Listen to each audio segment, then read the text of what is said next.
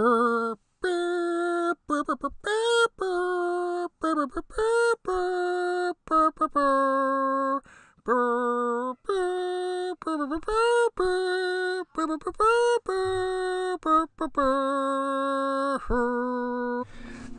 evening. This is GT Media Reviews, or Garbage Tier Media. This is your host, Jamal Baraka.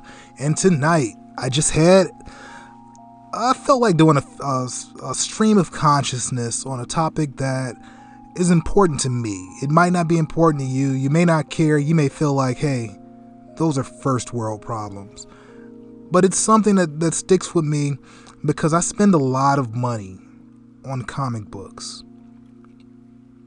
I know, I'm an old ass man and I still read comic books, but I spend a lot of money on it, on my hobby, and I don't pirate comics, even though it's very easy to get caught up in pirating. The average cost of a comic book in 2019 is about $4 per comic. And for $4, what I get out of that is about 22 pages of story, and then advertisements. So it's not even really a lot. For $4, I can buy like 4 hamburgers. I can go buy a salad. I can go buy, or let's think about it this way. I spend about between $20 and $40 a week on comics. Do the math and just imagine how much money I'm spending every week, every year on this hobby. And there's a couple reasons behind it. One of the reasons why I go to the comic book shop and try to do things the right way is because I support my local comic book shop and I support small businesses. And I'm fortunate enough to have a decent job to where I can afford my hobby. But just looking at the situation from a cost perspective, my hobby costs me more annually than what it costs to buy an Xbox or a PlayStation. And just considering one of the hobbies that I also have is that I'm a gamer. I'm not as hardcore as I used to be, but I am a gamer. And I look at my kids sit in the room and they play Fortnite, and they play Warframe, and they download a bunch of games on PlayStation Plus. And by comparison to me spending between $20 and $40 a week in comics, Fortnite is free. Warframe is free. They don't pay anything. And they have fun like all the time. And then it's emerging gameplay, so it's always a different experience every time they play these games. Me, I'll pay about $4 for a comic book. It's about 22 pages. And it's really hit and miss. Like I'll get a good book, like I'm reading Unnatural from Image Comics. I'm reading Ninja Turtles from IDW, and those are pretty decent, consistent experiences. And I don't feel like I'm being ripped off, but I do feel like I'm paying too much money. But then I'll get another book that comes out, and it'll be something that'll be just something like Fantastic Four #1. And this book jumps out at me immediately because it was the first issue, and the Fantastic Four weren't even in the comic. So when I'm doing my reviews on my website and for the YouTube channel or Facebook, one of the things that's always in the back of my mind is that every comic is somebody's first issue. So I'm thinking, okay, so let's say I'm a gamer. I'll go watch a movie like Spider-Verse, and I say, damn, this movie was great. I want to go, to the comic book shop. I don't know if this happens often or not. I'm just, I'm thinking like in a perfect world where marketing works. Hey, Spider-Verse was amazing. This is a great comic. I liked it. I want to go to the comic book shop and get some Spider-Man comics starring Miles Morales for my son because I was so impressed by this movie. You get to the comic book shop, you look at the book, it's $4. Actually, I think the first issue of the new Spider-Man book was like $4.99, so it's $5 for one comic. And not really much happens in these comics. The art is okay, the story is okay, but really, for $5, let's think about some stuff you can get. You can get a couple hamburgers, let's say that. gas right now is really cheap, so you can get a couple gallons of gas for $5. You can get some microtransactions in your favorite game. Some places you can go buy some clothes, some socks, or something small that you may have been thinking about, some detergent. And let's say you go see Aquaman, and you say, I want to go buy an Aquaman comic because I enjoyed the movie. And let's say your mom says, hey, here's $5. Go to the comic book shop and just have at it. Your kid would go to the comic book shop and they would probably be able to buy one comic. And with comics being so expensive and being more than what a gallon of gas cost in a lot of cases, it doesn't feel like it's worth it.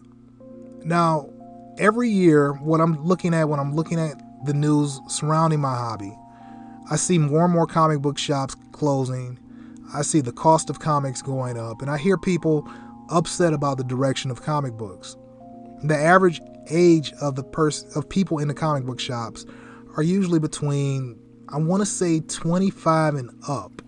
And I honestly can say I cannot recall the last time I saw a legit teenager or youngster, and when I say youngster, I mean under 12, in the comic shop. Now, what people will say is that these books aren't for you, they're for kids. But I mean, I can buy any book on the shelves today. Now, there's a couple books that are all ages and made for kids, but I don't think I want to pay $4 a comic for a kid's book, especially when it's a comic book that they're probably going to throw around and tear up. It doesn't seem like something that's really smart.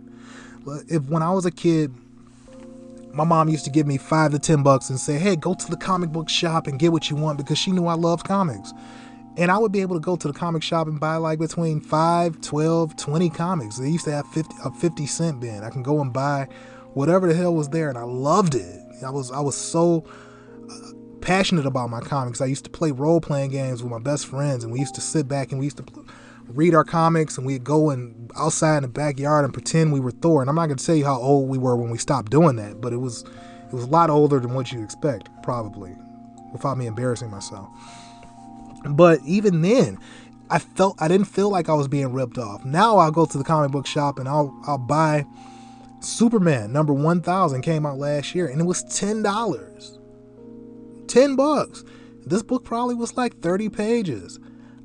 I have no idea what happened in that comic. I know it's sitting somewhere in my collection, bagged and boarded, because I'm an old school guy and I don't like my comics getting messed up. But it was about $10. And the only reason I'm keeping it is because one day I may decide to sell it on eBay to some idiot that'll pay me more than what it's worth. And I hate to say that, but I mean, that's the mindset that's behind a collector. And I don't think that the industry can sustain that type of behavior. I can go right now and pick up a subscription to, I think it's the largest anime manga publisher right now. And I can get an app and get their entire line for $2. It's practically free monthly.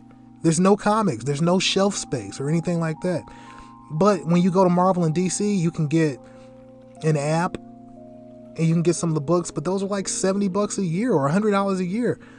This is not worth it. And you don't even have any physical media and you pay this much for it. The price, the biggest barrier in comics, people want to say is diversity, or they want to fall back and say that comics are they're childish and they don't matter, or nobody reads comics anymore. I don't think that people necessarily don't want to read comics or they don't want to support the industry or anything like that. People are curious, and if you talk to anybody, let's say they're fans of The Walking Dead, a lot of those fans of The Walking Dead know, because it's mentioned heavily all the time, that the comics are out there. So if you say I'm a fan of The Walking Dead, I go to the comic book shop, the book's $4, it's okay, but I'm not going to do this every month. If I'm not a hardcore fan of Walking Dead, I'm not going to pay you $4 a month for it. Eventually I'll see it on the TV show, possibly. Or I'll get the book in trade. But in the meantime, while you're waiting for that trade to happen, local comic book shops depend on these monthly books coming out. And if you're not buying these books, these stores can't stay open. Eventually they shutter and you have less stores open. I support my local comic shop. I support all comic shops. I support all independent creators because, once again, this is my hobby. I love comics. I love comics more than anything else outside of family and friends and having a job. But other than that, I love my comics. It brings me joy. And I really hate to see that the fan base is being exploited so handily by these publishers. And eventually there's going to be another comic book crash. I don't know when it's going to happen.